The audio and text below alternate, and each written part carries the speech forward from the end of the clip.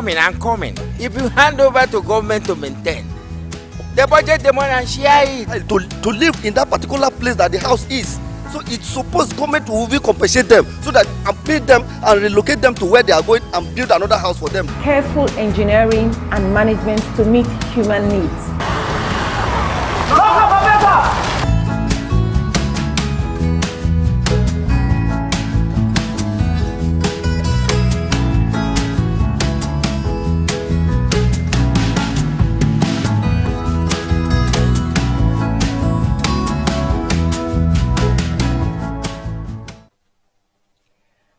Should be one of the things that can inspire us to go out into the world to do great things and also welcome us back for refreshment. Thank you for joining us on another episode of Property Doctor, the show that brings out to property owners and property users the easiest remedies as to how you own a home, how to manage your home, make your homes look beautiful all by yourself. And you know you can save money when you do most of these things by yourself. On this episode, we'll be discussing interior design in the kitchen. I know a lot of ladies will be impressed by this particular episode, but you know sometimes we have the men in the kitchen cooking. Now, we talked about interior decoration and interior design last week. We were able to separate both of them, but today we are looking at interior design and interior decoration of the kitchen, how you manage the kitchen, keeping the kitchen functional and manageable. We know interior decoration involves selecting color themes, purchasing new design items, arranging furniture layouts, hanging wall art for the purpose of bringing an entirely new look to your existing space. In another word, adornment of the space. This can be easily achieved if the interior design elements are properly put to use to get a balanced decoration. These elements include space, line, forms, maybe light, color, texture, pattern, different things that will help you balance the key in creating a pleasing interior. Today we have with us in the studio Builder John Ugochukwu. He spoke with us last week about interior design and decoration, like I told you earlier on, and he told us the difference. Interior design deals with how you manage your space and make sure it is functional for the purpose. Let me not finish everything he is going to tell us today. Now, he told us about interior decoration and so many other things, but right here in the studio with us, we are pleased to welcome you, Builder John Ugochukwu, to another interesting episode of Property Doctor. Welcome, sir. Thank you for having me here once again. So, we discussed interior design and kitchen and on different areas of the room. Have different places to design in the home. And shelter is very important for everybody. And when you have shelter, there's a way you should make the place comfortable and manageable and functionable for everybody to use. But today we're bringing you to talk about the interior design of the kitchen. So, what are the types of designs you can have in the kitchen? Well, we all know that the kitchen is a place where you prepare and cook food. Yeah. So it's a very important part of the building. And there should be a functional and effective use of that space. So there are numerous types of kitchen design types. Okay. I'll concentrate on three. All right. We have the L-shaped kitchen. Yeah. We have the U-shaped kitchen and the kitchen island. When you mean L-shape, you mean like letter L? Yes, yes. And letter U. U? Yes. And when you say kitchen island, you mean like an island that we Yeah. have generally, or is it just the way it is being named? Well, we call it kitchen island because it's actually a combination of either of the other type of kitchens with an island. That means you're going to have a separate kitchen cabinet at the center. Okay. So if you have a U-shaped kitchen, you can have a rectangular cabinet at the center. In that case, it's an island. You can access it independently. Okay. Now, you talked about L-shaped kitchen. Yes. Now, you said something like, when is L-shaped like this, that means everything is arranged. You mean the cabinet, the wash hand basin, the cooker, everything is arranged in an L shape, right? Yes, yes. Okay.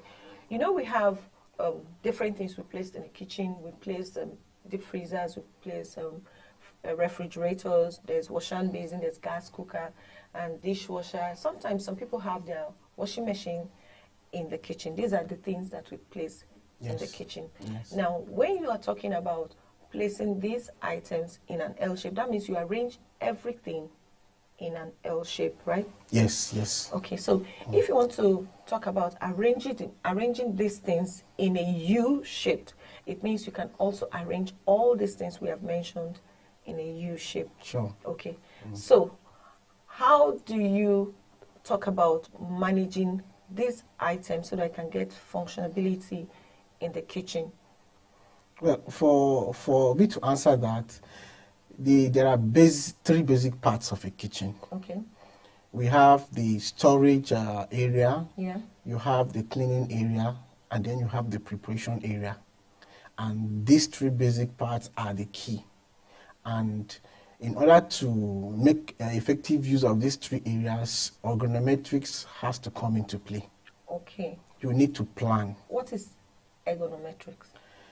Well, it goes hand in hand with anthropometrics because it's actually the study of our human body and the application of this knowledge into planning spaces. Okay. We need to know the minimum space size for a pot, the minimum space size for a refrigerator, for your wash hand basin, for everything you're going to need in the kitchen because you need to create spaces for them. Okay. And you need to know the sizes for you to plan for them. For the kitchen. Yes. Okay, now, you know, some kitchens, they have just one door.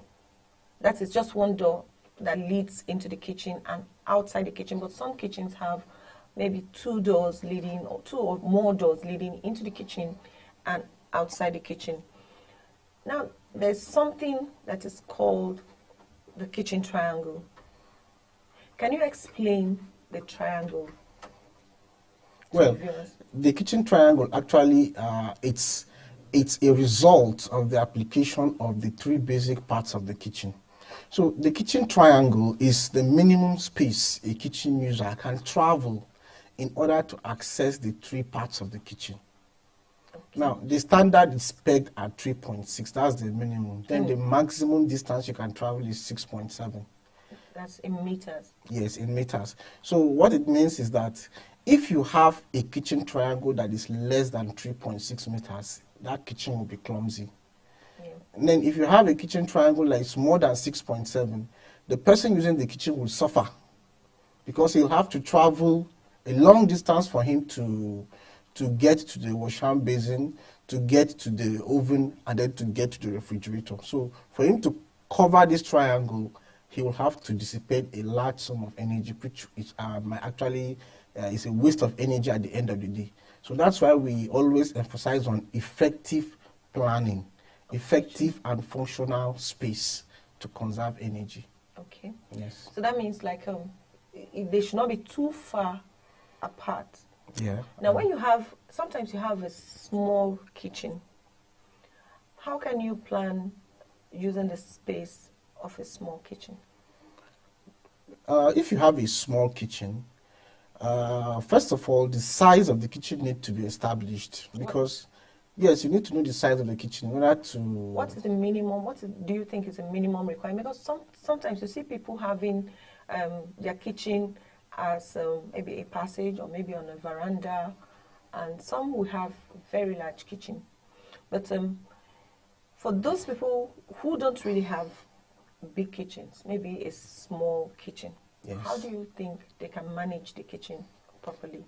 Well, there are other types of kitchen designs that should be able to suit that particular scenario. Yeah. For example, we have corridor kitchen.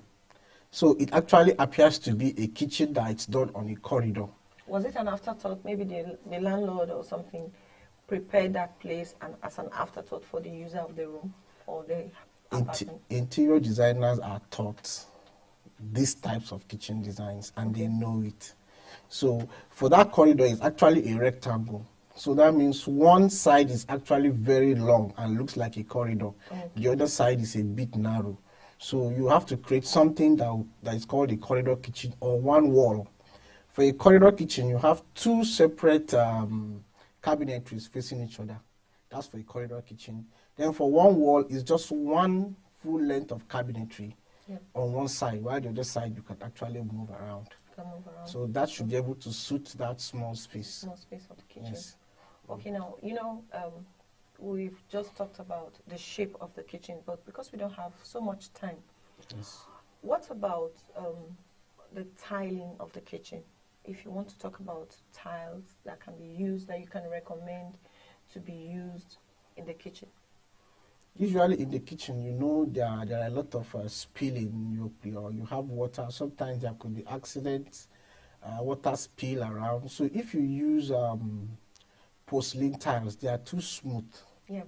So if you have any spill, definitely people will slip and fall. So there are special type of tiles, though expensive, but it could save lives. They are usually a bit, their texture is a bit rough, but usually not too rough for you to see with your eyes easily. It's when you feel it, when you touch it, you discover it's a bit rough, not that smooth like the normal porcelain tiles that's available in the market. So it's like anti-slip? Yes. Okay. Then for the walls, usually people usually go for porcelain because it's easier to clean. Because it's so smooth, if you have stains, you can easily wipe it off. If you use tiles that are a bit rough, it's a bit difficult to clean. So generally... Talking about maintenance. So when Yes. we are buying the tiles for the kitchen, we should also think about maintenance of those tiles after they have been fixed. Yes. Sometimes in other countries you hear about backsplash. So the tiles, we use the tiles in Nigeria instead of the backsplash because it's easier for us to manage, right? Yes, Okay. sure. Now there's another area that is very important in the kitchen is where you place your waste bin. Where can you advise people? Where do you think we can design to place the waste bin? Well, I've mentioned earlier that the kitchen is divided into 3 parts. Okay. By this division, a trash bin or waste bin should be in the washing area, so that as soon as you're done washing, if there are some waste material, you can keep them or drop them inside the waste bin. So usually it should go hand in hand with the cleaning area. For the storage area, you have your deep freezer there or your fridge. For the preparation area, you have your oven, your gas, your grills, your deep fryer. All those should come in the preparation area. Okay, let's talk about the storage area now. Yes. Storage of food. So many things we can store in the kitchen. Yes. We can store food. We can store kitchen utensils, equipment. We can store different things Yes. in the kitchen. Yes. How do you think we should design the kitchen so that we can store these things in a way that it will not be difficult for us to use the kitchen? Well, the refrigerators or the deep freezers come in assorted designs. Some of these difficulties have been actually solved by the fridge or deep freezer designers in order to help manage time required to access some of these things that are dropped in the storage centers. But it's a function of price, costs. So if you can sacrifice your finances for comfort and functionality, it's usually the best. But if you can't afford it, you will have to put in a little bit effort and planning of your storage area in order for you to make efficient use of them. All right. Thank you for this enlightenment. I know our viewers are watching and learning. Let's go on a short break, and when we return, we continue with this conversation. Don't go away, we'll be right back.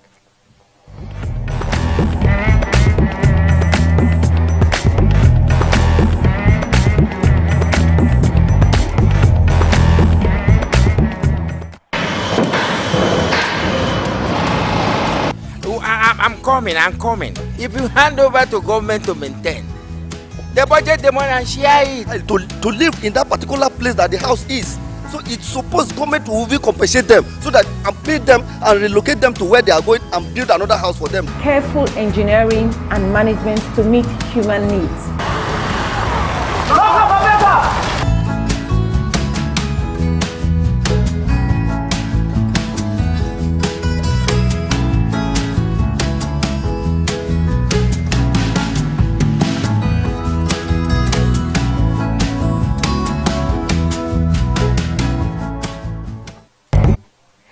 Welcome back. And we've been talking about interior design in our kitchen. Before the break, we talked about storage areas in the kitchen, and you mentioned the number of places we can store things like the deep freezers, the refrigerators, the cabinets, and all that. Is there a way you can design the cabinet in the kitchen so that it can be used easily and wisely in the kitchen? Yes, that's where the knowledge of the designer comes into play. Yeah. In the kitchen, the cabinetries we have the lower and the upper cabinets. The upper cabinets are usually designed to handle less load. Less load. Yes. Not things that are not too heavy. Yes. Okay. So usually things that are a bit heavy. Like what?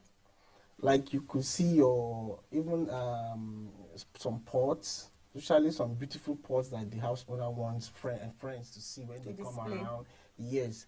There are certain beverages that they want friends to see. They could hang it up there. Even lights. That means it should be an open cabinet Yes. if they want to use it for display. Yes, there are open. No, not generally open. You could have glass. We have glass doors. Yeah. The faces should be glass doors, and so that it could be transparent. If you want certain things that you want friends to see when they come around, or things that you want to always see on a daily basis when you enter the kitchen, you know you use them every day. If you don't see them, you forget. So you actually put them on display and then use glass doors so that they could be transparent and you could see them. Okay. Yes. So the upper and the lower cabinets are designed for similar purposes, basically for storage, but usually they should not be overloaded. You don't have to overload them or they will actually fail. Okay, so instead of overloading the cabinets in the kitchen, Yes. you should have a store to keep the heavy things, right? Yes. Okay. Like your bags of rice, your yam, potatoes, all those should be kept in the store. You don't need to stuff them inside your drawers, your kitchen cabinets. They will overload them and they will fail. They will definitely fail there. Okay. So they should have separate storage. All right. You see, in Nigeria here, most of the time we don't use extractor fans in our kitchen. Do you advise that it is an important thing that should be placed in the kitchen? Yes, the extractor is actually part of the preparation area. Yeah. Because based on the choice of your kitchen, it's usually advisable to use it, because if you don't use it, asthmatic patients sometimes they choke in the kitchen, because the smoke, the vapor, everything, they keep recirculating around the kitchen. Yeah. You need something that will take this air out. Those vapor out, those smoke, you need something that will take them out. And that's where exactly the extractor comes into play. So the extractor is designed to work at optimal speed, lower speed, high speed, depending on how you set them. And they usually come with light, because working in the cooker area is usually difficult. I was actually coming to yes, so we have problem of lighting that area very well. So the light from the ceiling won't be able to light up that area, because if you're standing there, cooking area. Yes, if you're standing there cooking, you're already obstructing the light. So you actually need a light that will be performing the job of actually lightening up that area, so that you can enjoy the cooking. So the extractor gives you that added advantage. And then, you know. Is there any special light you think should be used in the kitchen? Should the kitchen be lightened? Yes. Properly? Yes, the kitchen is one of the basic rooms in the house that should be properly lit. You need to light it up very well, or else there could be accident. Because you need to light up the four corners very well.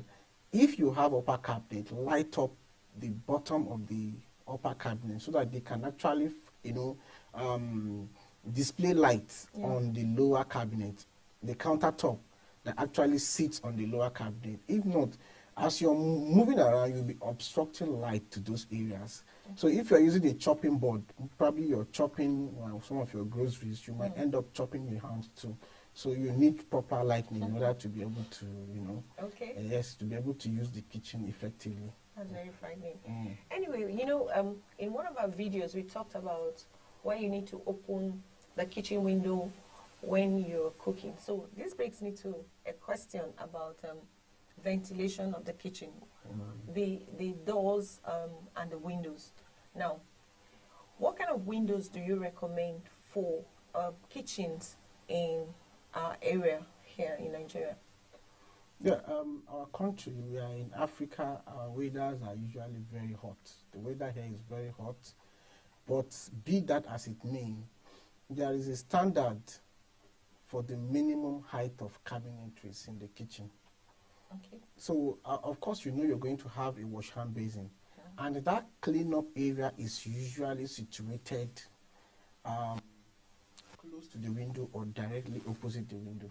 That's the way we do it here. Yes. But in the kitchen island that you were talking about, sometimes the wash hand basin is placed in the middle of the kitchen. Yes, you can do that. You can place in the middle of the kitchen. But you know we are in Africa. So most times, we actually design our wash hand basins to be close to the window. Yes. Okay. It has to be close. Is there any reason why we do that? Yes, for economy. You need to run pipes. If you have a kitchen island and you have your wash hand basin there, you need to run pipe from that kitchen island down to the inspection chamber. And so you know if there is a blockage, of course you should expect blockage. How do you service it? Okay, but sometimes now there's some kind of equipment they use to force that area to get suspended particles out. Yes. But sometimes, after a long use, you discover that it's actually blocked. Probably the pipes are broken and you have too many sand coming in. Yeah. It gives a lot of headache trying to actually clean up in order to ensure that the water flows again. Yeah. So usually it's more economical. If you have problem, all you just need to do is to open the drawer door, you look at it, the plumber will easily fix it and everything is fine. But if you have to connect the pipe from the kitchen island straight to the inspection chamber, it's a Herculean task. Yeah. But if you can afford it, why not? Okay, so for us to be able to manage our kitchen and maintain it properly, we advise that you place your wash hand basin by the window, something that is close to the wall, that can lead outside, so that in case there's a problem, you can do it yourself, you can clean it or open up all the joints and make sure that you clean it properly so that you can continue cooking easily. As an interior decoration expert, when building, what should you keep in mind with respect to kitchen decoration and maintenance and all this? What are the things you think we should keep in mind? Well, usually, kitchen is usually the most flammable part of the building. That's usually when fire comes, usually they start in the kitchen.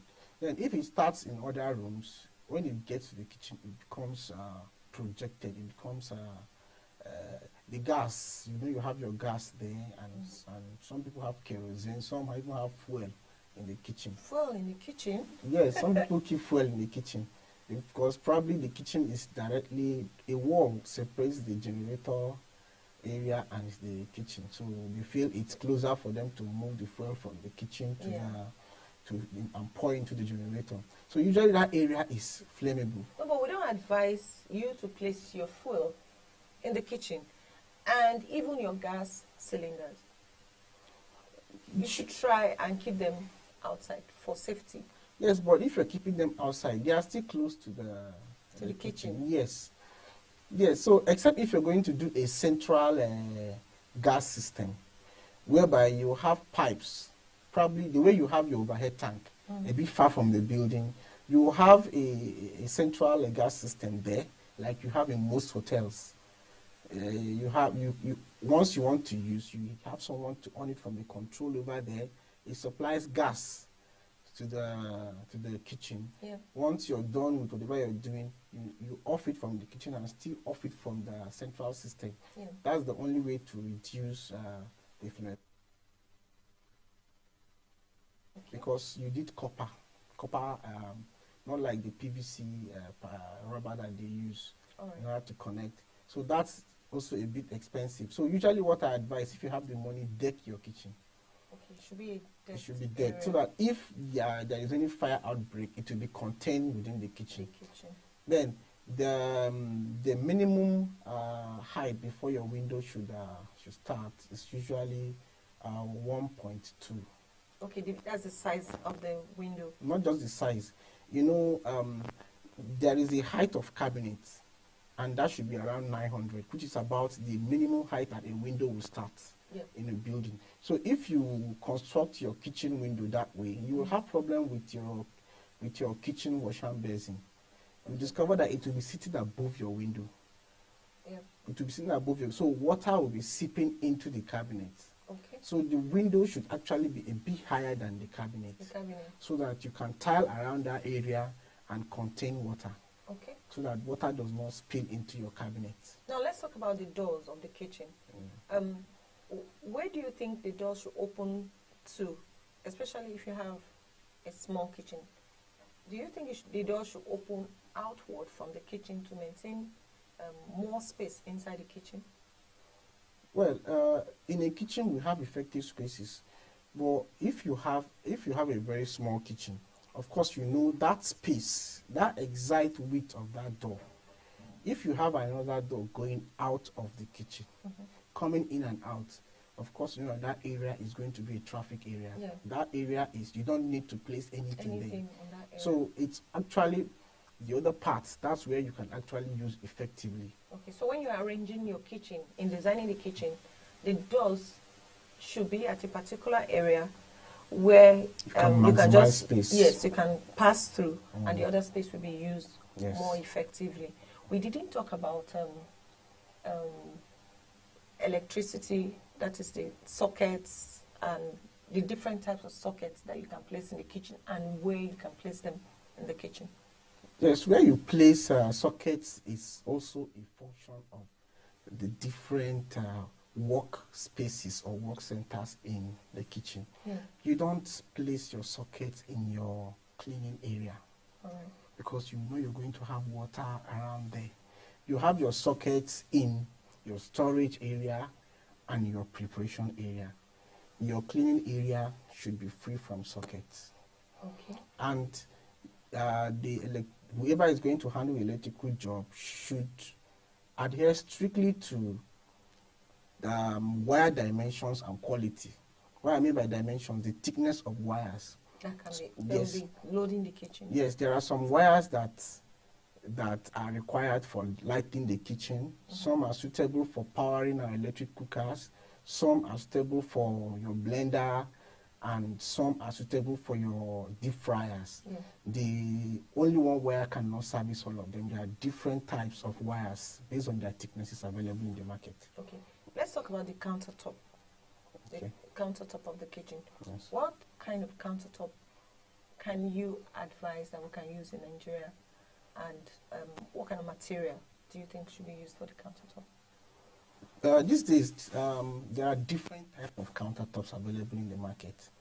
There are some PVC countertops. We have marble countertop, granite. You have tiles, assorted.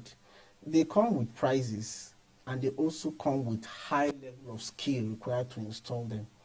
Usually, the most convenient of all of them is the granite top, the countertop, the PVC top. Usually they come in like bakelite. They are not flammable. Even if you light up, it can't burn. Yeah. So, of course, what is running now is MDF, HDF, and particle board kitchen construction. One, the installer can come in 2 days. He is done installing whatever he's installing, and the kitchen comes out fine. If you want to do any maintenance, you just pull out the countertop, do whatever you want to maintain, and then everything is fine again. Okay. But we have the tiles where you use tiles as your countertop. In that case, you'll have to build those cabinetries with cement blocks. Okay. And it takes a lot of time, and it's a bit difficult to. Is it cheaper? Well, it depends on the way you look at it. Okay. Because for people who are not careful enough, they will consider that cheap, because MDF materials don't like wet areas. So if you are a bit careless with pouring water in the kitchen, you keep changing your MDF boards with time. Yeah. So for someone, he might look at this as a big expenditure on his own part or her part, and person will consider it a bit expensive to manage. Wow, we've said a lot today, but I think we should still talk about color. What color do you think our kitchens should, one should use in the kitchen before we go? Well, usually in the kitchen, the ceiling is white. Your tiles should be, usually it's white or probably a shade of a color that's a bit closer to white. So bright colors should be used in the kitchen? Not really bright colors, but colors that are a bit close to white. Okay. Those tiles, because why it's important, because even the floor tiles, they don't need to be dark. If something creeps into your kitchen, you don't have to have a hard time finding them. If something falls on the ground, you can easily pick them. Okay. And things like that. Yes. So one last word for our viewers before we go. Well, I will always advise viewers patronize professionals. Encourage us to give you the best. Okay.